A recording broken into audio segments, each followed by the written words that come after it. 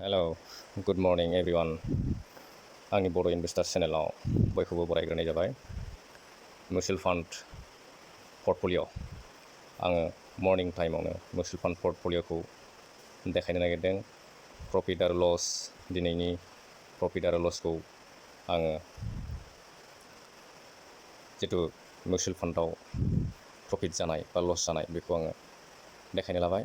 बिदिब्ला नोंथांमोना जोबजासे नायलांदो भिडिअखौ आरो भिडिअखौ लाइक, साबस्क्राइब, कमेन्टबो खालामदो। बिदिब्ला जागायबाय। डासबर्डआव नायबाय आङो। दा दिनैनि टटेल प्रफिटआ जाबाय 578 रुपिस बेबायदि प्रफिट देखायदों। दा मोनबेसे मिउचुवेल फान्डआ बेसेबां प्रफिट देखायदों बेखौ नायनोसैलाय। दे नुबाय कानाराया आं देखायनि आरो बेवहाय नुबाय जे डे सेन्स माने दिनैनि दिनाव प्रफिट नुनो मोनदों जे 253 SBI कन्ट्रायाव 253 प्रफिट देखायदों। SBI Magnum mid cap direct plan growth बेवहाय देखायदों 205 rupees. Canara Robeco small cap फान्डआव देखायदों 77 rupees. Nippon India small cap फान्डआव देखायदों only 9 rupees. Nippon India large cap नैबे स्मल केप लार्ज केपआव देखायदों -22 रुपिस।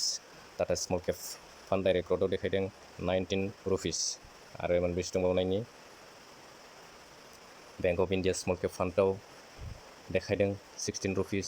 SBI स्मल केप फान्डआव देखायदों only 6 rupees. Parag Parikh flexi cap फान्डआव देखायदों 13 रुपिस। वान स्मल केप फान्डआव माने प्रफिटबो नङा लसबो नंद्राया, लसआव रेड कालार देखायदों, माने एसे लसआव दं 0.69 माने आथोनानि सायाव लस जानानै दं। बिदिब्ला दिनैनि जितु प्रफिटनि हार, प्रफिटआ दिनै माने दिनैबो प्रफिटआवनो देखायजोबदों। फ्राय मोननैल' मिउचुवेल फान्डआ रेट देखायदों। दा टटेलाव जानानै दं 3200 बेबायदि प्रफिट टटेलाव देखायनानै दङ। दा दिनैनि जितु मिउचुवेल फान्डनि पर्टफलिय' बे पर्टफलिय'खौ आङो मर्निं टाइमावनो नोंथांमोननो शेयार खालामनाय जाबाय जे मिउचुवेल फान्डनि प्रफिटआ बबे टाइमाव देखायो आरो बेयो रानिं जाबाय थाया। बे प्रफिटआ मोनसे स्टक्स बायनानै जोङो स्टक्सआव इनभेस्ट खालामोब्लासो स्टकनि इनभेस्टआ माने मर्निं 9:15 टु आफ्टारनुन 3:30सिम बे मार्केटआ जेरैबायदि रानिं जाबाय थायो अपेनिंनिफ्राय लानानै क्लजिंसिम माने जोङो प्रफिट लसखौ जोङो बेखौ रानिं जाबाय थानाय नुनो मोनो। एसे डाउट दंमोनब्लाबो नाथाय माखासे स्टक्सफोरखौ नायनानै एसेबाबो मिथिनानै मोनखादोंमोन जे दिनैनि दिनाव मार्केटआ मिउचुवेल फान्डनि जितु पर्टफलिय'आ एसेबाबो ग्रिन जागोन, एसेबाबो प्रफिटआव नुगोन होननानै आङो मैयानि मार्केटनि जितु ग्लबेल इन्डाइसिस आरो इण्डियान इन्डाइसिसनि जितु पारफरमेन्स, बे पारफरमेन्सनि सायावनो आङो पारफरमेन्सखौ नायनानैनो आङो माने मार्केटआ दिनै गाबोननि जितु मिउचुवेल फान्डनि दिनैनि जितु मिउचुवेल फान्डनि पर्टफलिय' बे पर्टफलिय'आ एसेबाबो प्रफिटआव देखायगोन होननानै आङो माने फिलिंस दंखायोमोन। दा ग्लबेल इन्डाइसिसाव जोङो नायोब्ला नुनो मोनबाय ग्लबेल इन्डाइसिसाव फ्राय एसेबाबो प्रफिट देखायजोबदों। माखासे डाउन मुभमेन्ट जादों, माने लसआव देखायदों।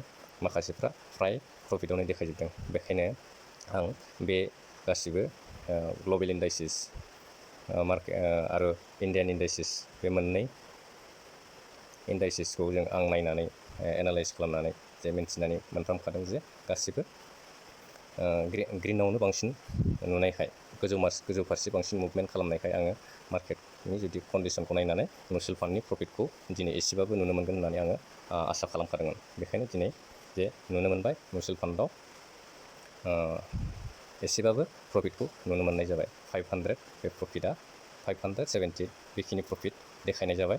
दा जों प्रफिटल' नुबाय थायो बे नङा, गाबोन जोङो लसबो नुनो हागौ,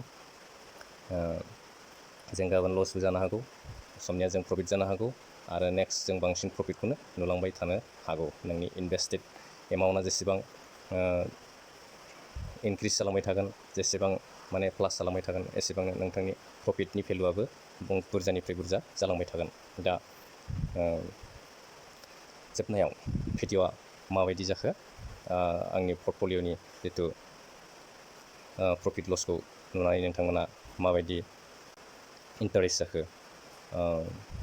बेखौ आंनि पर्टफलिअ'खौ नायनानै नोंथांमोना मा बुजिना मोनखो, बेखौ नोंथांमोना कमेन्ट खालामनो हासिगोन। बिदिब्ला भिडिअ'खौ आं बेखिनियावनो दोनथ'नाय जाबाय। नेक्स्ट भिडिअ'आव आङो गोदान टपिक लाना फैफिनसिगोन। दा बयनिसिमबो आङो रिकुवेस्ट खालामबाय, भिडिअ'खौ लाइक, साबस्क्राइब आरो कमेन्ट खालामदो। Thank you everyone.